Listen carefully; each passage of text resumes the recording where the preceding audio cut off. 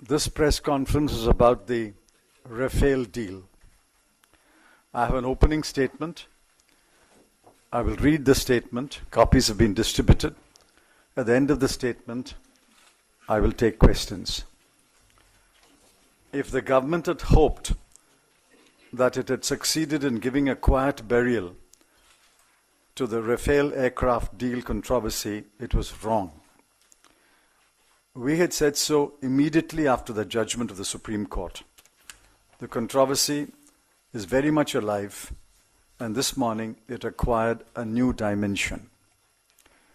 Ever since 10th April 2015, when the Prime Minister announced in Paris that the earlier UPA negotiated deal for 126 aircraft was scrapped, and he had agreed on a new deal to buy 36 aircraft, one question has loomed large.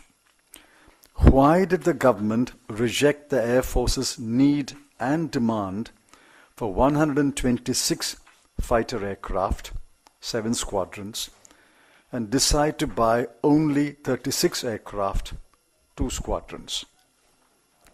That question has never been answered by the Prime Minister or the Defence Minister or the Finance Minister or the Law Minister. Be it noted that the Supreme Court expressly declined to go into that question.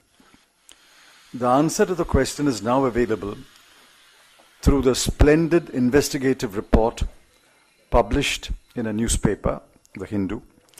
We congratulate the newspaper for the report that has been published in public interest. As we analyze and understand the report, it makes the following points. 1.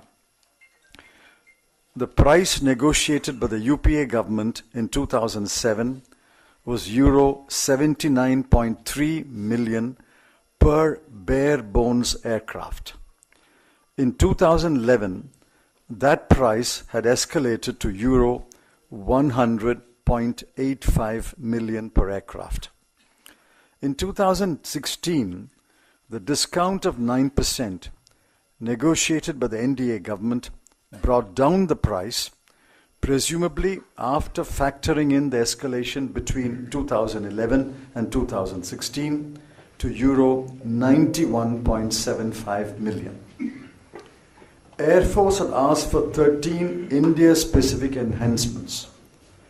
The negotiated price was 1,300 million euro, 1.3 billion euro.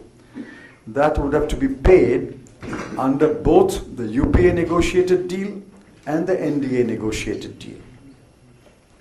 The twist in the story is over the amortization or recovery by Dassault of the cost of ISC.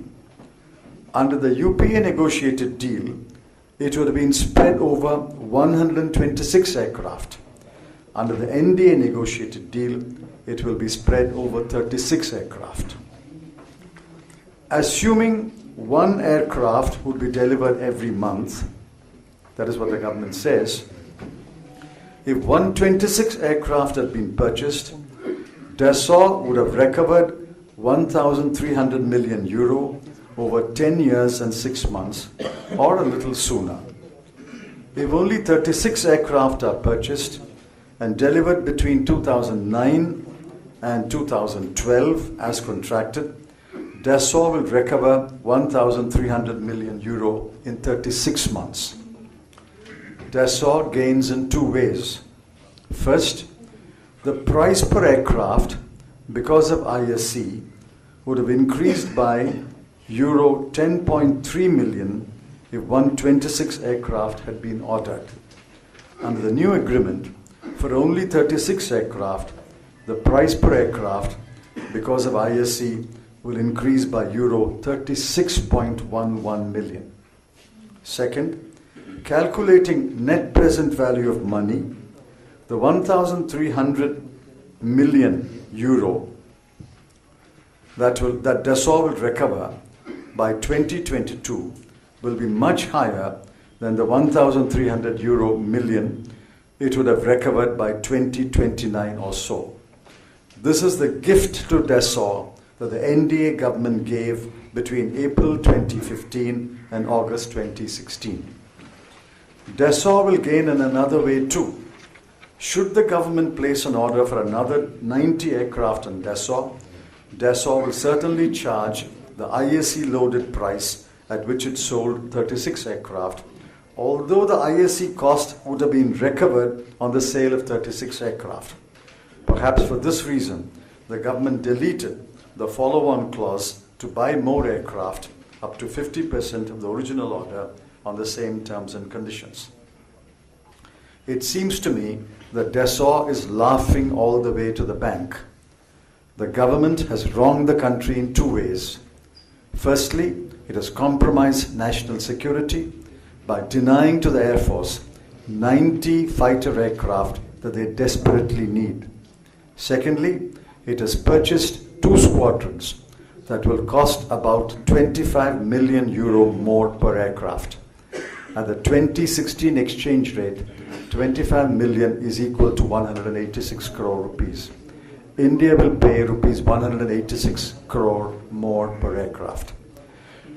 The newspaper story raises many other serious issues about the process of decision making in the NDA government. The man who got away was Mr. Manohar Parrikar, who passed the buck to the Cabinet Committee on Security. Clever man. We will not comment on the process today.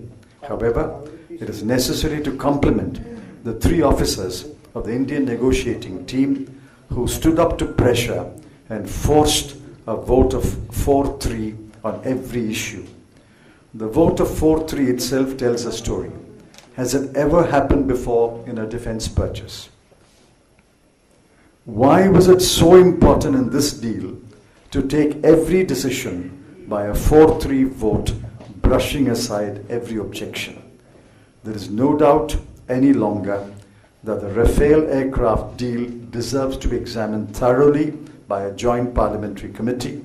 The Congress reiterates its demand for the constitution of a JPC.